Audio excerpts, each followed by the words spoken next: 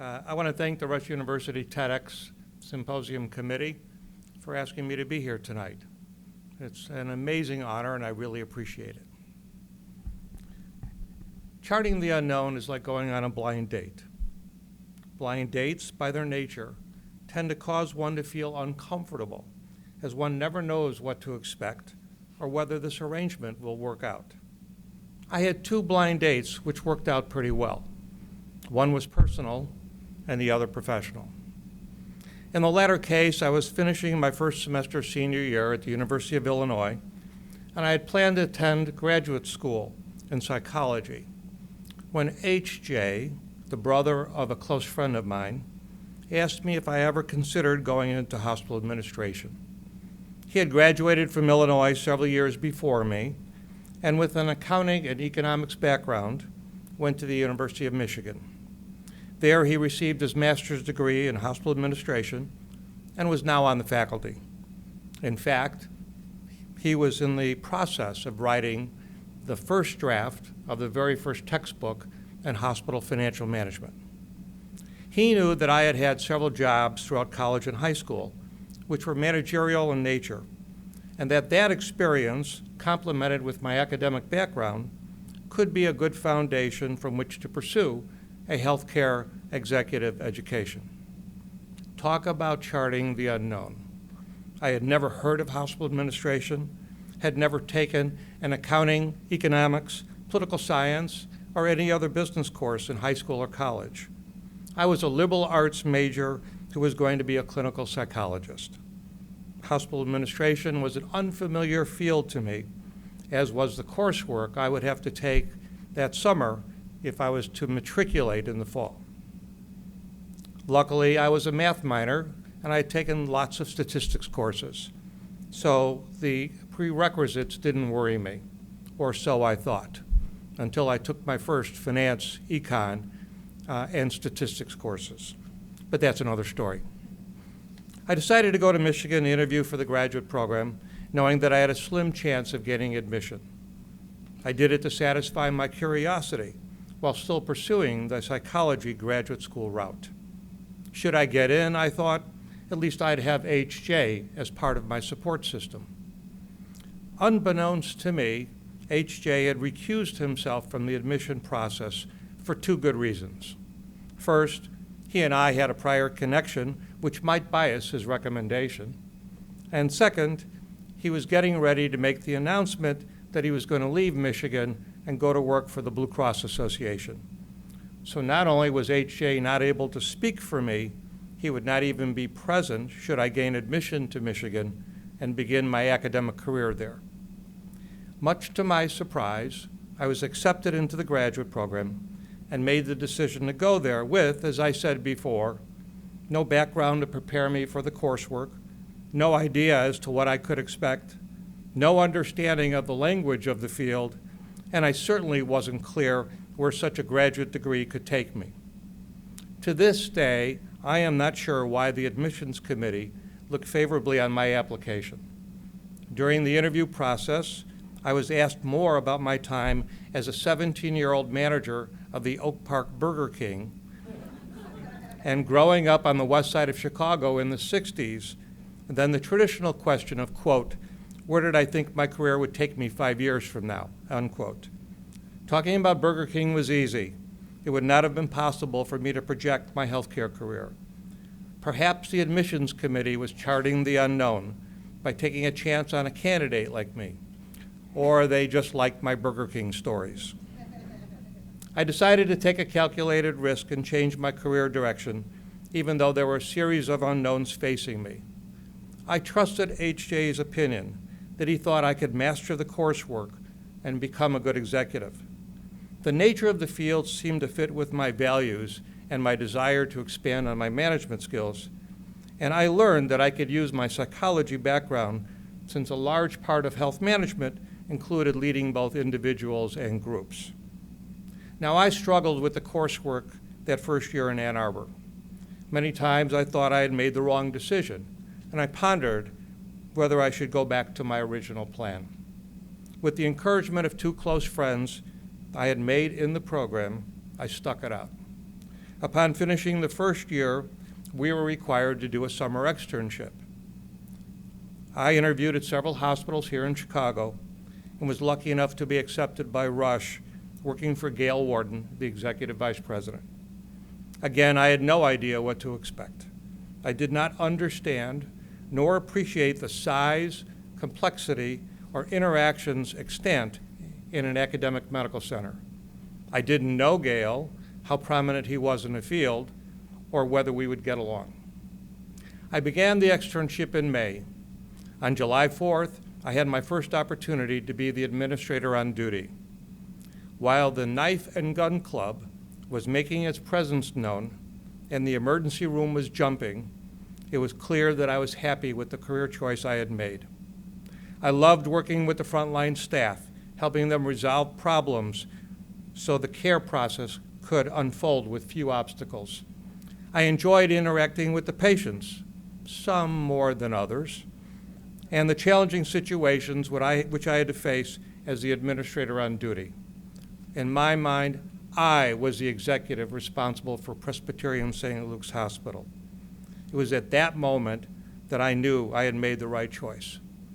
So at the age of 22, I understood that I was particularly fortunate because without any relevant information or experience to guide my decision, I had chosen to enter a field which fit perfectly with my personality. 1 year later, following graduation, I was fortunate to gain full-time employment at Rush as the administrative assistant for ambulatory care services. Now, I had never spent much time in ambulatory care, but now, with the medical director and the director of nursing, neither of whom I had known, I was responsible for the clinics and the emergency room. Again, I took a risk and accepted the challenge of working in a brand new area with people I did not know. This matrix management structure was being experimented with before being expanded throughout the medical center. We were one of the pilot areas to see if it could work. 1 year later, based in part on our success, the matrix management began to be implemented throughout the various areas of the medical center. I changed positions many times in the 17 years I was at Rush, from ambulatory care to assistant to the dean of Rush Medical College, to a role where, in addition to being responsible for the institution's support services, I was the liaison to nursing, to finally Vice President for Administrative Affairs, Administrator of Pres St. Luke's Hospital, and Chairman of the Department of Health Systems Management. In no instance was I prepared for the assignment facing me, save for the experiences I had had and any academic preparation. Regardless, I willingly stepped out of my comfort zone each time because the opportunity in front of me was intellectually challenging and professionally exciting. That mantra, intellectual challenges and professional excitement, was the one that I used every time to evaluate new opportunities. When Michigan announced that it was going to start a doctoral program in health policy as an on-job, off-campus program, I jumped at the chance to gain admission to the first cohort. I had no background in policy, and further, I would have to work full-time while going to school full-time. Yet I just knew that if I could master the coursework, including the dissertation requirement, this knowledge and the contacts I would make would benefit me in ways I just could not imagine. I was accepted into the program and graduated 2 years before any of my classmates. In retrospect, I think that many of the career risks I took came about because of youthful naivete, a basic trust of the people around me whose advice I sought, and an unexplained confidence that I had the fortitude to conquer heretofore unknown situations. I left Rush to go to St. Louis for my first CEO position, where again I knew no one, and over the course of the next 5 years, initiated the mergers which culminated in the establishment of the BJC Health System. When we brought together Barnes and Jewish hospitals into one, I voluntarily merged myself out of a job, not knowing what I would do next. I did a little bit of consulting and then the opportunity to become the president and CEO of the Rehabilitation Institute of Chicago, now called Shirley Ryan, arose.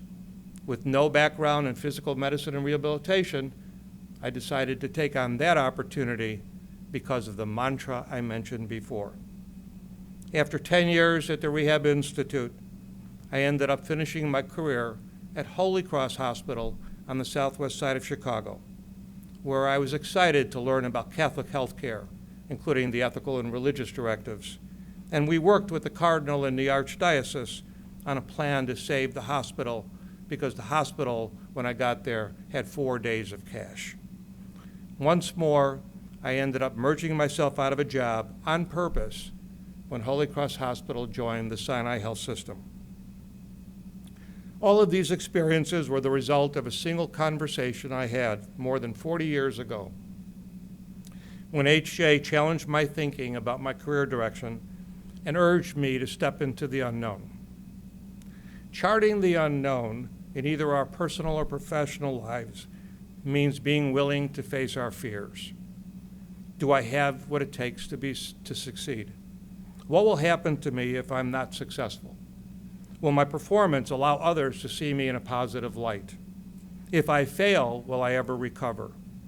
And finally, what if I don't know what to do or how to do it? Charting the unknown means leaving a perceived, secure environment and facing the fear of the unknowns which you may encounter. You will learn, as I did, that in many instances, the fear of what may happen is greater than what really happens.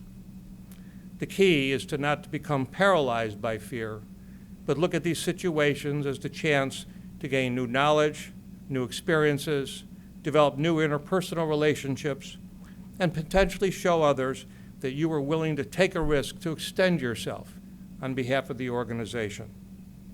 We need to experience healthy fear, but not be afraid. When we were kids, we thought of ourselves as immortal. We took risks that we would never take as we got older. There is a childlike wonder about unknowns, and we need to face our personal and professional unknowns with the same wonder.